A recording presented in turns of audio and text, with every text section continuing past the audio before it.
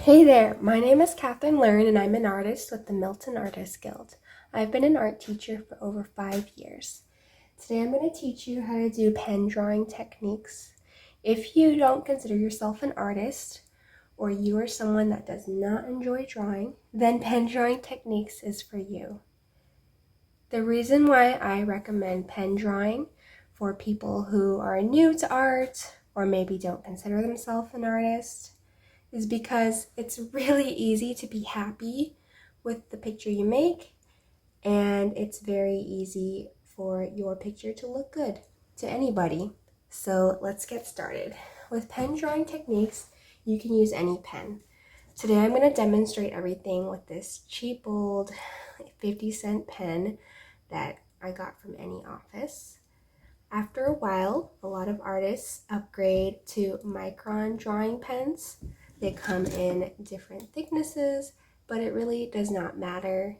For pen drawing techniques, you can use something super cheap that you can find in an office.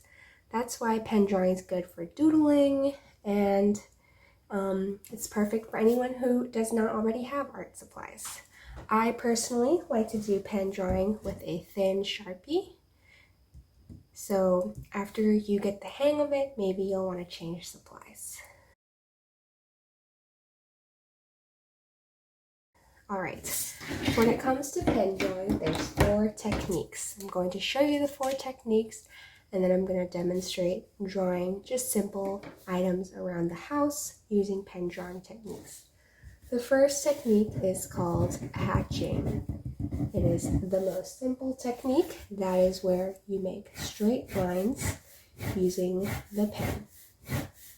It might seem hard at first because how am I making straight lines without a ruler? But once your hand gets the momentum going, it naturally goes in a straight line. So I usually make diagonal lines. Some people make up and down lines. They don't have to be perfectly straight at all. So this technique is called hatching. You can get lines that are super close together like this, or lines that are further apart. They will accomplish different things depending on what you want your drawing to look like and what part of the drawing you're working on. The next technique is called cross hatching.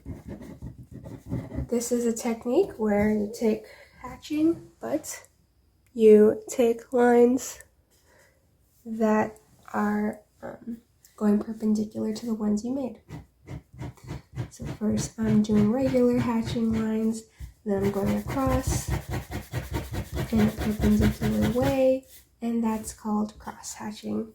Often artists use both hatching and cross hatching in a picture. So whichever way you go in the first direction, then change directions. It doesn't necessarily have to be perpendicular. As you can see here, it's not perfectly perpendicular. The next technique is called random lines. And it's exactly what it sounds like, random lines. So this is where you're kind of just scribbling. And don't worry, this is gonna look awesome once you have a drawing going. Right now, it looks like something a kid has done, and that's the whole purpose. You can scribble in circles like I am, or there's of course different techniques. Not always a circle, maybe yours is more jagged. And the last technique is called stippling.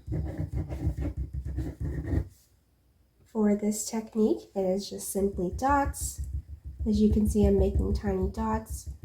Some people, again, prefer markers when they're doing pen drawing techniques, but I'm showing you that everything is possible with any cheap old office pen. So let's say you're doing, a dog's fur. Stippling comes in handy because it's just lines. And they're short, fast strokes. You might want to play with the direction of the strokes. So I'm going the opposite way. Maybe you're trying to imitate hair. But stippling is basically dots. So those are your 4 techniques, and you can make any picture with these 4 techniques. So when you're getting started, I would choose something in your home, around you, something that's easily recognizable. So I have a paper clip. Oh, there's a kitty. And I have this dice. So these are some recognizable objects. You can use anything. I like to start with these easily recognizable objects so you feel good about your picture, and then move on to things that are a little bit more difficult. Okay, so I'm going to start with this paper clip. As you're drawing it, look at what is making space on the object. So even though this appears to be a line, what it is really a space, because when you're drawing it, you will trace the outside and the inside. Let me show you. So I'm just following what I see. It's not perfect, so I don't just stop there. I need to create an inside and an outside. So I created this metal part. Now I'm going to create these sides. Again, this doesn't have to be perfect. You can do this slightly so that if you do make mistakes, it's okay. With pen, the whole point is to make mistakes, and if it's not perfect, that's okay. So now I'm tracing this part.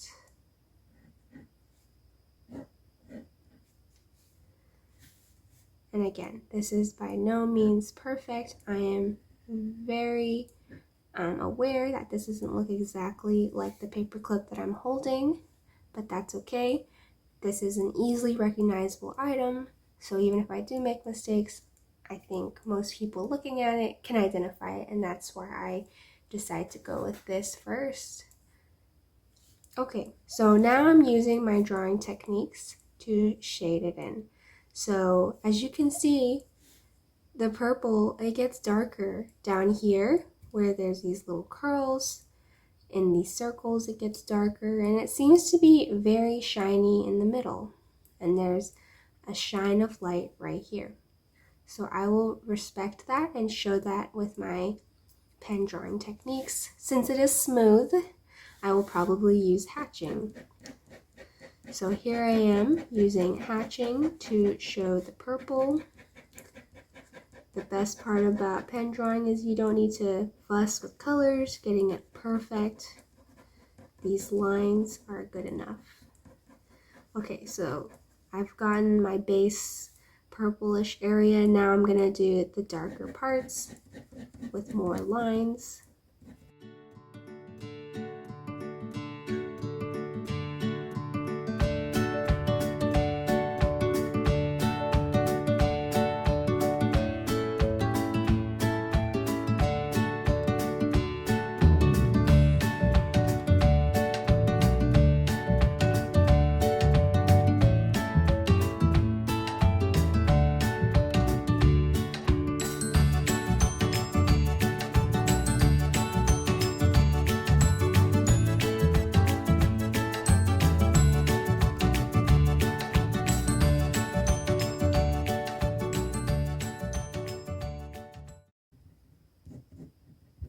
Okay, so this is just a drawing that I made using pen drawing techniques. I used all 4. You don't need to use all 4. You can use 1, 2, or 3 of the strategies. I started with an item that's easily recognizable, like a paper clip, and you can move to more complex items like an animal or a body part. I'm going to try with this dice now. So I'm holding it like this. So I'm going to maybe imitate the shape that I see. I don't draw an ideal dice, I'm drawing the dice that I see, but again, this isn't photorealistic, so there's no need for it to be perfect. I'm going to draw my thumb in there. That will be a little challenge. Again, as you can see, I already made a mistake, and it's okay. Okay, now that I've got the general shape, I'm going to choose my technique. I think I will go with random lines. I see that the dark part is the part closest to me, so I'll be sure to add more lines over there.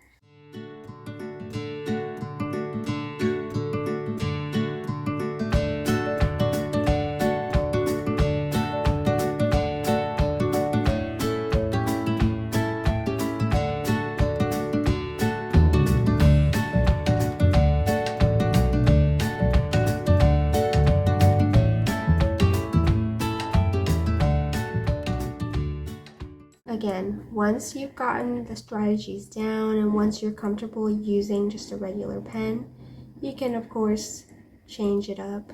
Like I said at the beginning, my favorite thing to do pen drawing with is a thin Sharpie. I can show you what it looks like. So I do the exact same techniques, but again with a Sharpie.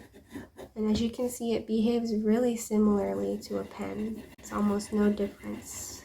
So I'm emphasizing again the areas that are dark. I'm using random scribble lines. For the first thing I drew, I've decided to use hatching and cross hatching mostly, but for this one, I have decided to use random lines.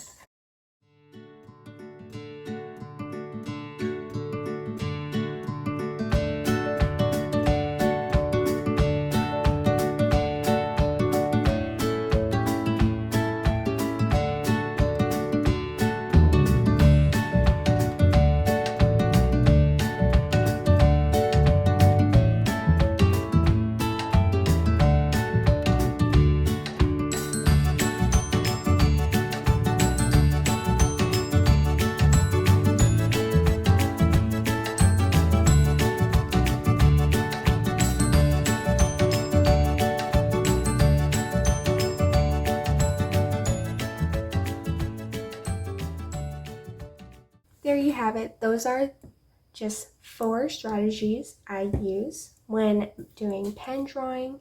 This is something that anyone can do. Anyone can feel successful. Don't worry if you're not an artist, because I recommend this activity specifically for people who do not think they're good at art, because you can use any supplies you want and you can do this anytime, maybe at a meeting, when you're doodling. I prefer to use items in front of me first and then graduate onto body parts, animals, real people, faces. But definitely start with items that are recognizable and easily recognizable so you can feel success early on. Thanks so much for coming to my Social Sunday.